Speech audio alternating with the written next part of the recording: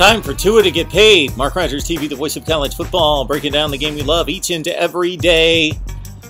Even here in the offseason, awaiting the national championship game between LSU and Clemson. So it was announced today at the Alabama Athletic Center with Nick Saban by his side that Tua Tagovailoa will enter the 2020 NFL Draft. Of course, that would be a no-brainer and would be an easy decision and an easy transition if Tua was healthy. But, of course, his health is in question, and he's not able to throw the football or demonstrate for scouts what he can do today. We know what he's done in the past, and it's been mighty impressive. So was this a good decision or a poor decision on Tua's part? I don't think I'm necessarily the person, or maybe there's no person outside of the family or even outside of Tua himself who can make that judgment. This is his career. This is his life. He certainly can make the decision that is best for him, or he believes at this point to be best for him. Let's look at the pros and cons. Well, the pros are easy to see. His upside is not going to go any higher. He is projected right now to be a top 5 pick in the NFL Draft. Both Todd McShay and Mel Kiper Jr. of ESPN rate him 3rd or 4th on the big board, on their respective big boards. So he can't go any higher in his draft prospectus. He can only hurt himself, both physically and in regards to his performance in 2020 at the collegiate level. So if he wants to get paid and get paid for sure and get paid top rookie money for sure, then he's making the right decision. Now, in regards to showing that he's healthy, he's not going to be able to do that. He's just not going to have the opportunity. He injured his hip against Mississippi State on November 16th. Of course, that was just coming off of him being able to get back into the lineup following surgery on a high ankle sprain. He got back into the lineup for the big LSU game, performed well, put up 41 points in that game against the LSU Tigers, and then was hurt against Mississippi State, which knocked him out for the remainder of 2019. So he's had injury issues in his career. He is severely injured both ankles and now the hip. And once you start to deal with hips and knees and backs, then those are typically injuries that linger for a long time. So on the downside, for a team selecting Tua in the NFL Draft, which most notably appears to be the Miami Dolphins selecting at number 5, that you have to consider injuries and the injury factor. That's a factor for any player. It's a potential, of course, on any play for any player. But for a player that's been injured repeatedly, especially to the general area, the same area, lower half of his body, it's certainly a concern. So on one hand, once somebody starts to get injured, they start to favor that injury, and there are all sorts of medical reasons in which our body's connected, of course, and you're prone to get injured again and again and again and again. So people that get injured typically get injured more. But on the other hand, medical science and the recovery process and the rehab is so much more advanced than it was even just a few years ago. It continues to take strides and get these guys back on the field. And we know of players that have had long, lengthy NFL careers that have been injured in college or early in their pro careers where it appeared as though they were quote-unquote injury-prone, and then they lasted a long, long time. Think Willis McGahee, NFL running back who has endured years and years and years following a major knee tear, of course, in that 2002 National Championship game. And there are tons of other examples. Drew Brees, long career in the NFL as a top quarterback, one of the greatest ever, despite what the NFL 100 tells us, one of the greatest ever, coming off major issues early in his pro career. So medical science can do wonders, and the rehab process is unlike what it's been in the past. In terms of his ability, it speaks for itself.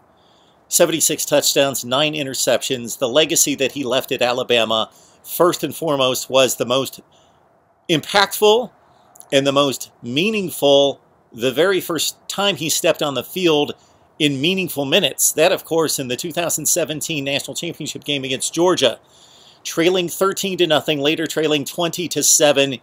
He brought his team back to force overtime and then through the historic on a 2nd and 18 play in which he took a horrible sack, lost 8 yards on a 2nd and 18 play, went for broke, went for the jugular, hit Devontae Smith with a perfectly thrown ball to the left corner of the end zone to win the national championship in relief of Jalen Hurts in 2017.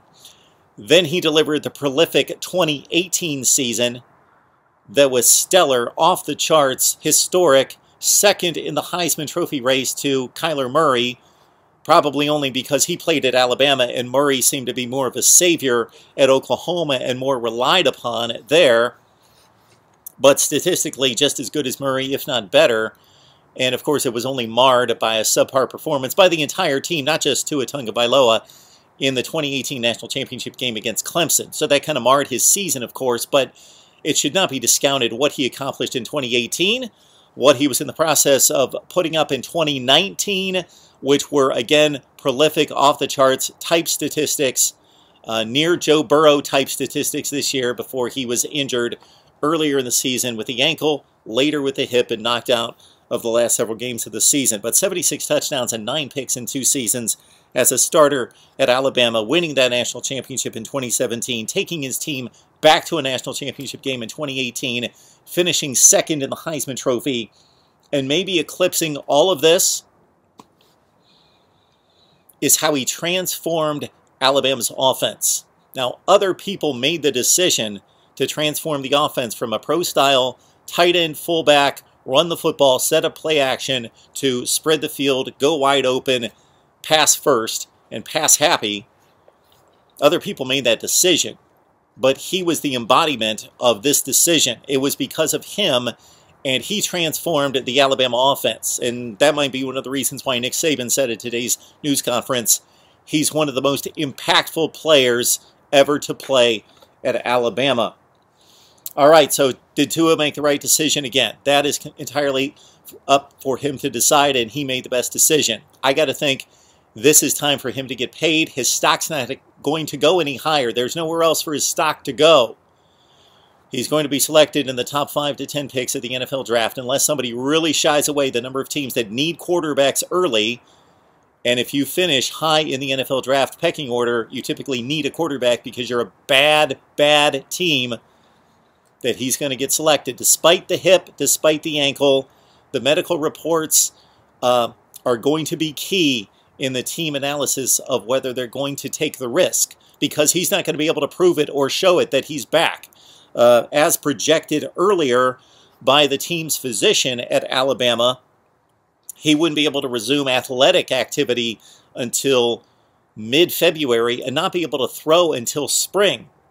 So he's not going to take part in the Alabama Pro Day or the NFL Combine, maybe in a very limited way. Of course, he'll be there to take all the written tests and the interviewing, but in regards to athletic activity, that's out of the question. And his own personal Pro Day, probably not even going to be a factor, as he's not going to be able to throw to his optimum to show that for NFL scouts before the draft, the final weekend of April.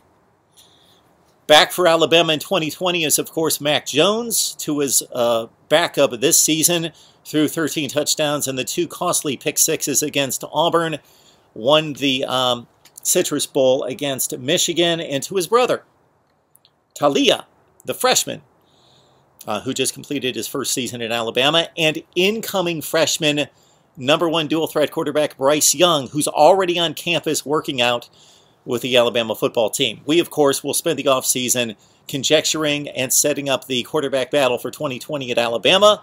And, of course, it will be interesting to see what team takes a calculated risk on Tua.